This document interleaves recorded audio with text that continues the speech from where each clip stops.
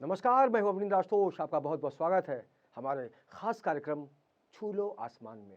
छू लो आसमान में हम उन प्रतिभाओं से आपको मिलवाते हैं जिसके अंदर बहुत सारे गुण होते हैं। और आज हम आपको एक ऐसी ही प्रतिभा से मिलवाने जा रहे हैं जिनका नाम मेघना शर्मा है। और वो पिंक सिटी जयपुर में रहती है, लेकिन उनका जो कार्य क्षेत्र है, उनका जो संसार है, पूरी दुनिया के अलग अलग हिस्सों से जुड़ा हुआ है। और आज हमारे साथ खुद हैं मेघना शर्मा जी, जिनके अंदर गुणों की खान है और बहुत कुछ है उनके अंदर, हम बताएंगे। लेकिन सबसे पहले आपका बहुत बहुत स्वागत है मेघना जी।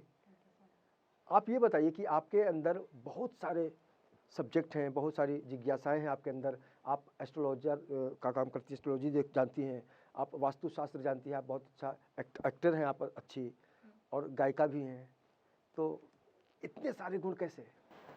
बिकॉज मैं बचपन से ही जिस फैमिली से बिलोंगेड हूँ वो मेरी फैमिली म्यूज़िक फैमिली से थी, बट मुझे इन सब चीज़ों का बिल्कुल शौक नहीं। जैसे जैसे बड़ी होती चली गई तो जी। मुझे मेरी ज़िंदगी का खुद को ही नहीं पता था कि मैं किस डगर पे जाऊँगी। हम्म। जो समझ में आया वो करती रही। एस्ट्रोलॉजी जो फील्ड है, मैंने टीचिंग भी की है। जी। मैंने जो मेरी स्टडीज़ जो हुई, मैंने ऋषि संस्कृति से अपना डिप्लोमा किया हुआ है। उसके बाद मैंने वास्तु का किया और पामिस्ट में मैं स्पेशलाइजेशन किया। वाओ। दैन उसके बाद में मैंने एमए किया इंग्लिश लिटरेचर से। उसके बाद में मैंने बीए एडिशनल ऑनर्स से लिटरेचर से किया। फिर मैंने साइको से अपना साइकोलॉजी से एमए किया और उसके बाद में मैंने स्पेशलाइजेशन किया करियर काउंसलर और चाइल्ड साइकोलॉजी में।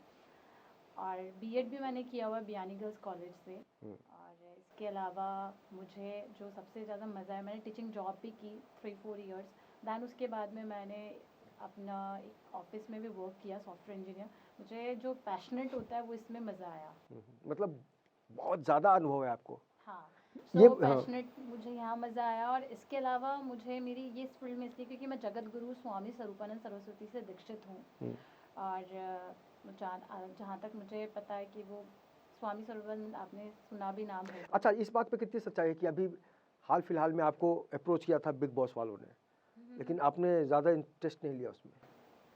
नहीं, मैंने इसलिए इंटरेस्ट नहीं लिया क्योंकि इस बार कॉमनर्स को बुलाया भी नहीं गया था। और नेक्स्ट श्योर मेरा है आगे लेने का, और कोशिश होगी तो बहुत जल्द मैं उसमें भी कामयाब होंगी, क्योंकि मुझे अपने आप पे बहुत ट्रस्ट है। और मेरे को मेरे फादर पे बहुत, मतलब फादर मदर की जो मेरी ब्लेसिंग्स हैं उन पे बहुत है, और मुझे मेरे दादाजी की ब्लेसिंग्स पे बहुत ट्रस्ट है। बिल्कुल, जब बुजुर्गों का आशीर्वाद होता है, उनका संस्कार होता है, उनका जो अनुभव होता है, उससे हम बहुत कुछ सीखते हैं। और मेघना के पास बहुत कुछ है जिन्होंने ये इकट्ठा किया है, ऑब्जर्व किया है। और यही कारण है कि इनके अंदर जो टैलेंट की गंगा है वो लगातार बढ़ती जा रही है।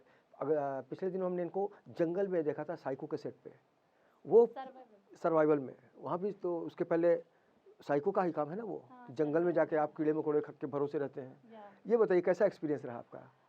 सर्वाइवल का जो मेरा एक्सपीरियंस था वो बहुत ही अच्छा था। जी। मैं मतलब उस चीज़ का पार्ट बनी थी, और वो जो पार्ट मेरे लिए इतना एक्सपीरियंस था, वो 2 दिन मैं भूल नहीं सकती अपनी ज़िंदगी के, कि बिना फ़ोन के।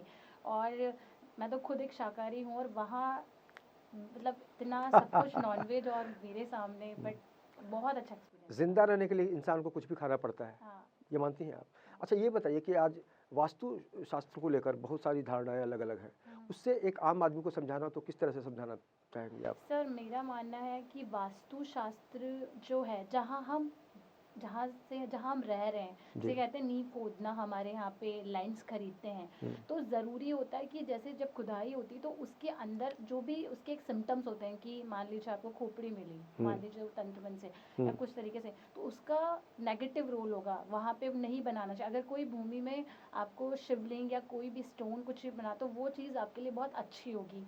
इसके एक अलग अलग होते हैं, जैसे कि मान लीजिए किसी का ईशान कोण में बना हुआ है रसोई या कुछ बना हुआ है, तो अगर उसको टच नहीं होना चाहिए, बिकॉज वहाँ पे काफ़ी बीमारियाँ फैल जाती हैं और वहाँ लोग रह भी नहीं सकते हैं। वास्तु का ये है, और वास्तु के हिसाब से हमको, मतलब इंटीरियर जो करना चाहिए, वास्तु के हिसाब से हमको घर बनाना चाहिए, साउथ फेसिंग और नॉर्थ फेसिंग, हर चीज़ को देखते हुए।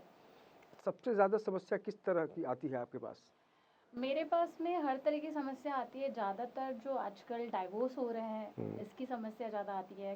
कैंसर से रिगार्डिंग बहुत समस्या आती है कि कैंसर पेशेंट्स हैं, हम लोग जन रह नहीं पाएंगे एंड ऑल दैट। तो मेरे प्रेडिक्शंस काफ़ी हद तक सच भी होती है और वो चीज़ें वहाँ पे रुकती भी है, क्योंकि जन्म मरण पर्ण तो ईश्वर के हाथ में है। लोग कहते हैं कि तंत्र मंत्र होता है, ये होता है। मैं बोलती हूँ तंत्र मंत्र कुछ भी नहीं होता है। जी। जो लोग करते हैं वो व्यर्थ है उनके लिए। हम्म। मैं माँ अम्बे की उपासक हूँ और शिव शक्ति को बहुत मानती हूँ, और इसी के कारण मैं उतना ही बोलती हूँ कि बस ट्रस्ट खुद पे करना चाहिए, और ग्रह नक्षत्र डेली बदलते हैं। That's why I am saying. नारी तो शक्ति का प्रतीक होती ही है। नारी को किस रूप में पेश किया जाए, ये कोई छोटी मोटी बात नहीं है। वो धरती है, वो आकाश है, ऐसी कोई विधा नहीं है जहाँ नारी की चर्चा ना हो। लेकिन अगर हम अंधविश्वास की बात करते हैं तो आज पूरी दुनिया में कहीं ना कहीं इसका असर बढ़ता जा रहा है। उसको किस तरह से देखती हैं आप? उससे तो आपको फ़ायदा होता होगा। नो सर, एक्चुअली में तंत्र मंत्र जब शुरू में हम करते हैं, लोग शमशान में जाते हैं, कब्रिस्तान में जाते हैं, कहते हैं कि वहाँ की मिट्टी से लोग सुबह 3-3 बजे, 12 से 3-3 बजे लोग जी। इसके तब वो करते हैं। कोई काली की उपासक करके ऐसे करते हैं।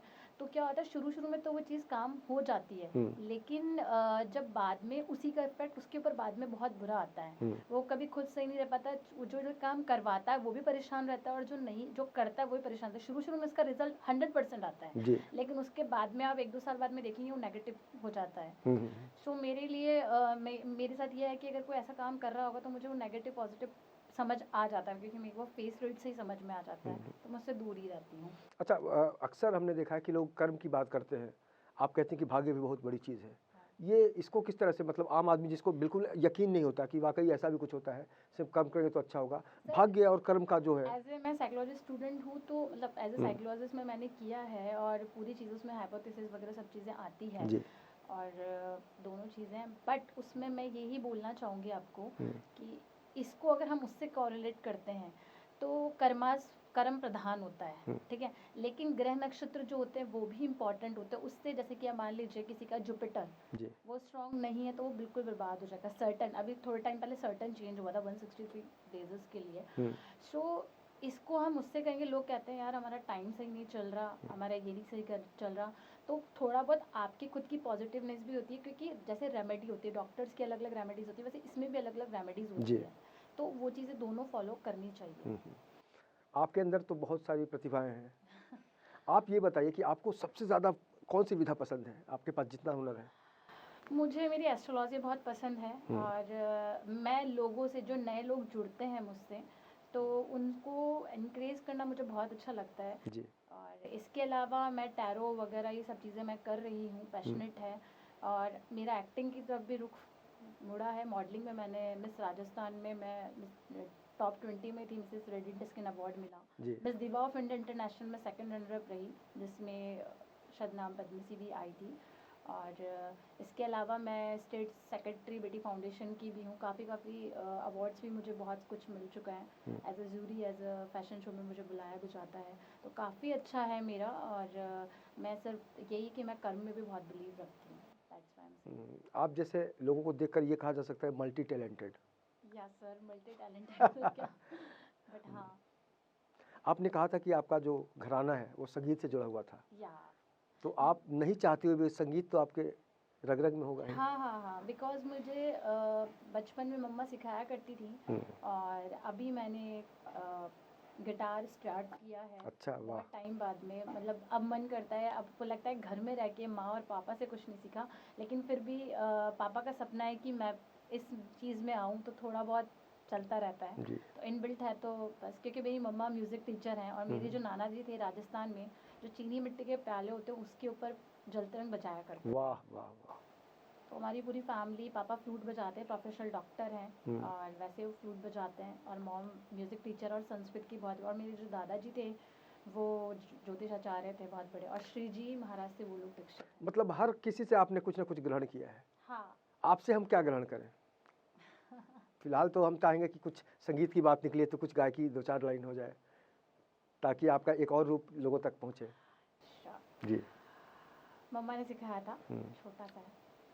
मंदिरवा में दीप जले ओ शाम तारे, मंदिरवा में दीप जले, वाह। तेरे घर में दाना नहीं आने का, पमगम पनी मंदिरवा में दीप जले, ओ शाम तारे मंदिरवा में दीप जले, तेरे घर में जो कोई आता वापस नहीं हो जाता, पमगम पनी मंदिरवा में दीप जले, वो शाम थारे मंदिरवा में दीप जले। तो मेघना जी के अंदर जो भी गुण है उसको देखते हुए ये तो हम मान ही लेते हैं कि इनका जो मन है वो सात्विक है। और अगर हम दुनिया की बात करते हैं तो दुनिया में आपको लगता है कि वाकई सात्विकता कम होती जा रही है, मिलावट ज़्यादा रहे उसका? रिश्ते मतलब क्या होता था पहले, एक न्यूक्लियर जो फैमिली जी। जैसे हम बोलेंगे, और अब क्या है किसी को किसी से मतलब नहीं, ज़रूरी नहीं कि हम बॉम्बे में ही बोल सकते, हर जगह आजकल ये हो गया मैं की भावना सब में आ गई, सेल्फ सेंटर। तो क्या होता है सेल्फ सेंटर होने से कभी थोड़े टाइम के लिए वो काम चल जाएगा, जी। पैसा, और देखिए रिश्ते क्या होता है, पैसे तो हर कोई कमा सकता है बट रिश्ते बहुत मुश्किलों से कमाए जाते हैं, और कब कौन सा रिश्ता कब कहाँ काम आ जाए उसकी तो बात ही अलग है। इसलिए दुश्मन से भी आप प्यार से बात कीजिए, यही मेरा एक मैसेज है। ये बहुत कठिन और गंभीर संदेश है, लेकिन अगर इस मर्म को आप समझ लेते हैं तो कहीं ना कहीं से आपकी ज़िंदगी में बहुत कुछ ऐसा है जिससे आप मुक्ति पा सकते हैं। क्योंकि बात है दुश्मन से प्यार, और प्यार से बढ़कर कुछ नहीं दुनिया में। इसीलिए कहा गया है कि दुनिया में सबसे जो अहम चीज़ है वो नफ़रत है, और नफ़रत को ख़त्म करने के लिए जो शब्द है वो प्यार है।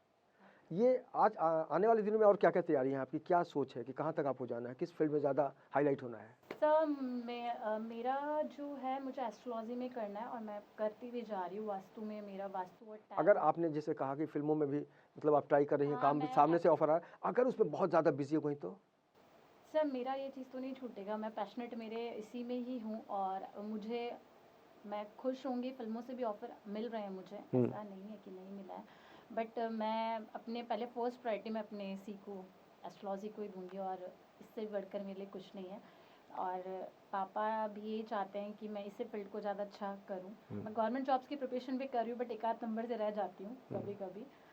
सो अब मेरे साथ यही है कि अगर मुझे फिल्मों में भी मिलता है, ऑडिशंस दिए हैं बॉम्बे में आके काफ़ी दिए। कैसी इमेज चाहते हैं? इंडस्ट्री में बहुत मायने रखता है आजकल, तो हर तरह का किरदार कर रहे हैं जो एक्टर्स हैं। सर मैं एक चीज़ चाहती हूँ, मैं कभी कोई कॉम्प्रोमाइज़ नहीं करना चाहती लाइफ में कि कॉम्प्रोमाइज़ करके कि लाइफ में लड़कियाँ ऐसे आगे बढ़ी। मैं अपने दम पे बढ़ना चाहती हूँ और हर इंसान अपने दम पे बढ़ता है, बट मेरा मानना है कि मैं जिस तरीके से मैं उभर के बाहर आऊँ तो वो अपनी मेहनत से आऊँ, जिससे मुझे मतलब मैं मेरे फादर को प्राउड फील करा सकूँ, क्योंकि जो भी हूँ आज यहाँ हूँ मेरे फादर के बदौलत हूँ, क्योंकि इतना क्रूशल टाइम देखा है लाइफ में। तो वो मेरे दोस्तों का मुझे बहुत सपोर्ट है, खासकर मेरी एक बेस्ट फ्रेंड है, उसका नाम मैं लेना चाहूँगी दीपिका, उसका मेरा बहुत सपोर्ट रहा और मेरे काफ़ी दोस्तों का, और यहाँ तक पहुँचाने में मेरे जो भी लोग हैं। दीपिका का पूरा नाम बता दीजिए, लोगों को लगा दीपिका पादुकोण की बात कर रही हैं। दीपिका शर्मा। दो शर्मा जब मिल जाते हैं तो वर्मा भी हैरान हो जाता है, क्योंकि मैंने 10 इयर्स में बहुत कुछ ऐसा देख लिया। मैं लॉबी स्टडीज़ चल रही है मेरी, अभी फाइनल ईयर है मेरा, तो मैंने ये चीज़ पाई है, प्रैक्टिकली मैंने ये चीज़ देखी है। अगर आप जब तक किसी के लिए करोगे तो आपको बहुत कुछ मिलेगा, और जैसे ही करना बंद करोगे तो अरे यार इसमें तो प्राउड आ गया, ये जो फीलिंग्स है लोगों की, ऐसा कुछ नहीं है, सिचुएशंस ऐसी हो जाती हैं। बस यही है मेरा कि लाइफ को अच्छे से रहो और फालतू नेगेटिव मत सोचो। That's why I am saying, जैसे भी हर चीज़ संघर्ष। जी मेरा ये आखिरी सवाल है कि जो अंधविश्वासी लोग होते हैं, जिनको हर किसी को लगता है कि वाकई जो वो हो रहा है गलत है, मैं जो करता हूँ सही है, उनको क्या सजेशन देना चाहेंगे आप? क्या उनको गाइडेंस लेना चाहिए उनको?